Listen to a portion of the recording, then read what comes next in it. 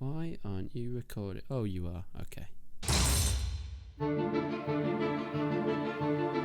Hey guys, and welcome back to another Bannerlord devlog. Now we go further into the lore this time, and specifically the Empire faction. Now this is a faction that has been glossed over in the past, but is really one of the main factions in Mount & Blade 2 Bannerlord. Now, actually we'll be playing as three sort of Empire factions because there's been a lot of civil wars in this time, as we'll go over now, and we're going to be able to play as all of them basically, if you choose to, or maybe try and join them together, or maybe just try and kill them all, as I probably would, a bit like real life. Let's get into some of the lore, so sit back, relax, and enjoy today's developer blog on Mount & Blade 2 Bannerlord.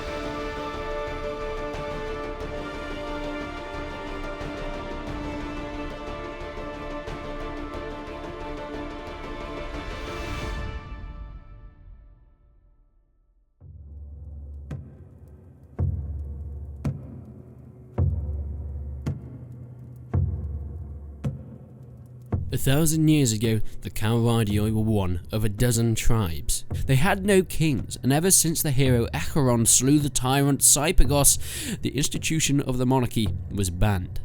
In theory, at least.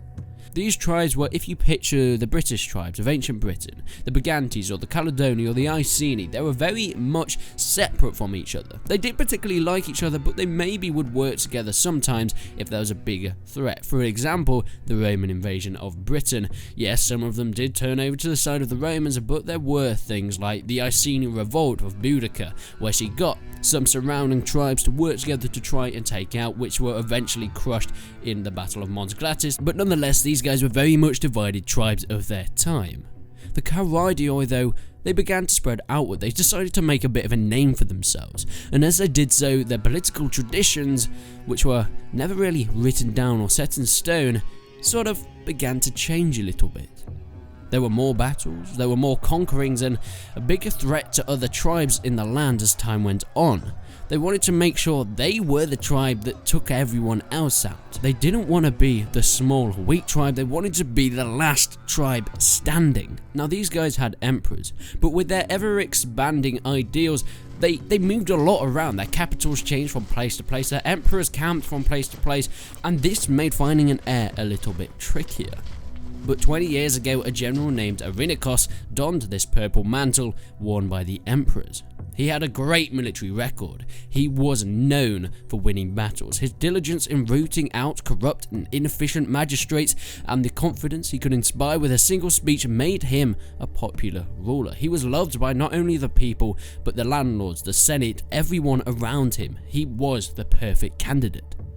There was one shadow hanging over the reign of Arinikos: his reluctance to choose an heir, and this was something massive.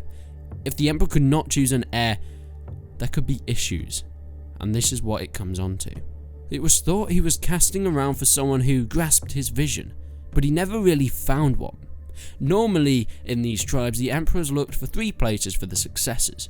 First, they looked at their family. This was the obvious choice. The bloodline was the strongest legitimacy to the reign of a tribe, or of course, maybe either city or an empire. Next, they looked to the elders of the Senate. Experienced in leading and political views, they were also a good choice if the family bloodline was not quite there or up to the standard that the previous emperor wanted.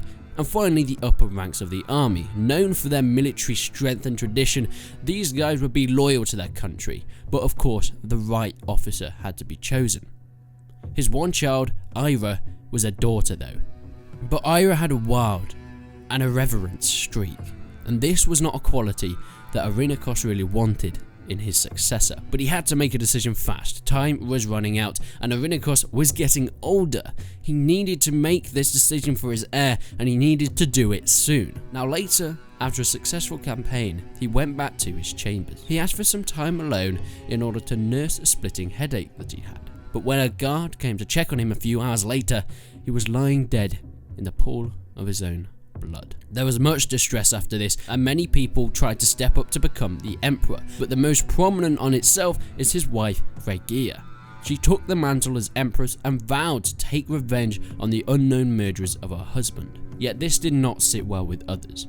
Two other members tried to put themselves up for emperors, yet Regia was chosen by the public, and this split this is how it started the civil war of the Empire.